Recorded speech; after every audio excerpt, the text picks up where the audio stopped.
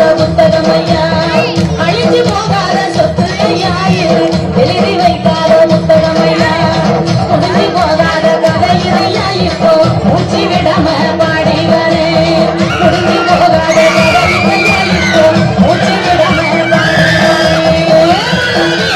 வாசனையோ இந்த மக்களோட யோசனையோ மண்ணேசோ வாசனையோ இந்த மக்களோட யோசனையோ இந்த சின்ன பொண்ணு பாட்டுல தான்